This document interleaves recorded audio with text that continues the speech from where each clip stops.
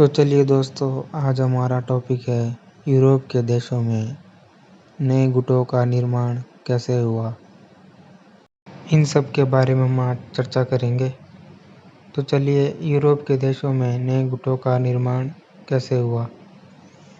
तो यूरोप के देशों में नए गुटों का निर्माण 1870 में फ्रांस और पर्शिया युद्ध के बाद हुआ, जब जर्मनी ने फ्रांस को हराया और फ्रांस के ऊपर फ्रैंकफर्ट की संधि को ज़बरदस्ती थोपा या उसे इस संधि को अपनाने के लिए मजबूर किया।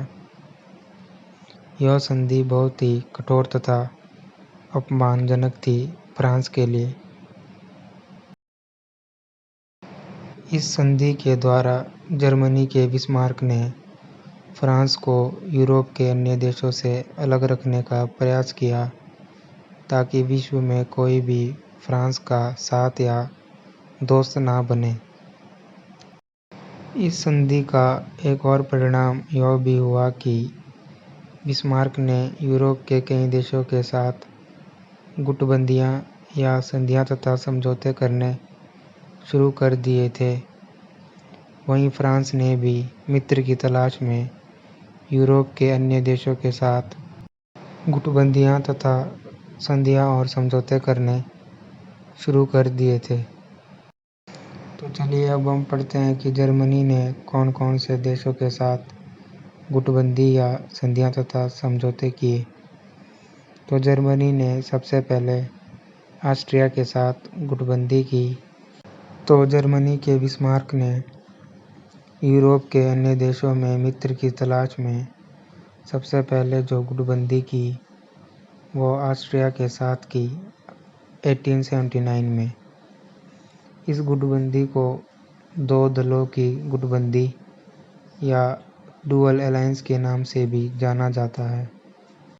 इसके साथ साथ जर्मनी ने इटली के साथ भी गुटबंदी की 1882 में। तो जर्मनी के बिस्मार्क ने यूरोप के अन्य देशों के साथ जो दूसरा गठजोड़ या गुटबंदी की वो इटली के साथ 1882 में की थी।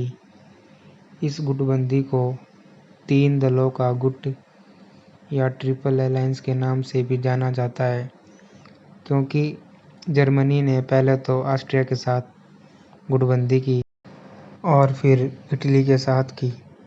इस तरह जर्मनी ने ऑस्ट्रिया और इटली के साथ संधि की और इस तरह इन तीनों देशों का जो है गुट बन चुका था, जिसे ट्रिपल अलायंस के नाम से भी जाना जाता था।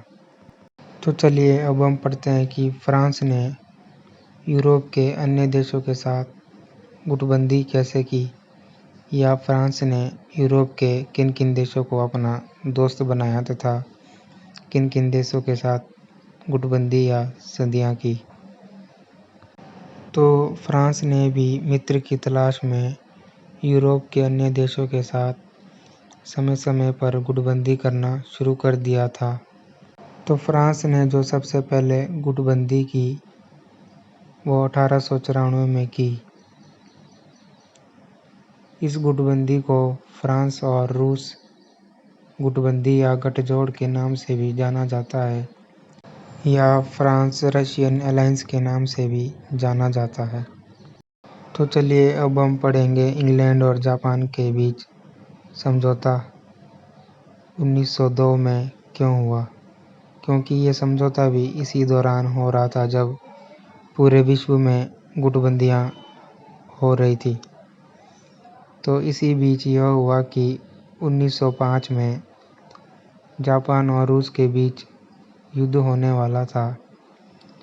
तो उस युद्ध से पहले जापान ने 1902 में इंग्लैंड के साथ समझौता कर लिया था कि वह इस युद्ध में जापान का साथ देगा यदि कोई और देश रूस का साथ देगा।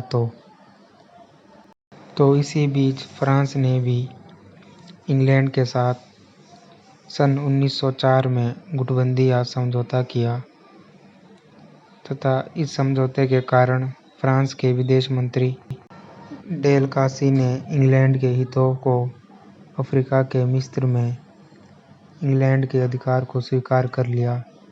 फ्रांस के विदेश मंत्री ने और इंग्लैंड ने भी फ्रांस के अधिकार को मोरक्को में मान्यता दे दी थी तथा इंग्लैंड और फ्रांस के बीच जो भी तनाव था वो इस संधि के कारण समाप्त हो चुका था तथा दोनों देशों में इस समझौते के कारण मित्रतापूर्ण संबंध स्थापित हो गए थे।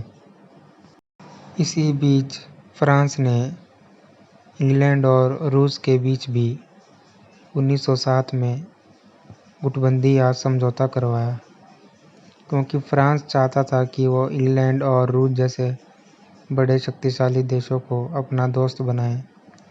इसीलिए फ्रांस ने पहले तो 1904 में फ्रांस ने इंग्लैंड के साथ समझौता किया।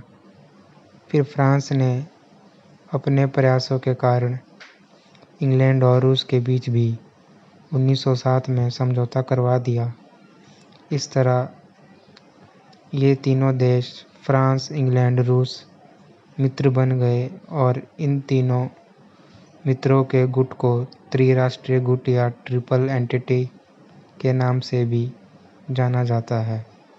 तो इस तरह हम कह सकते हैं कि विश्व में दो गुट बन गए थे।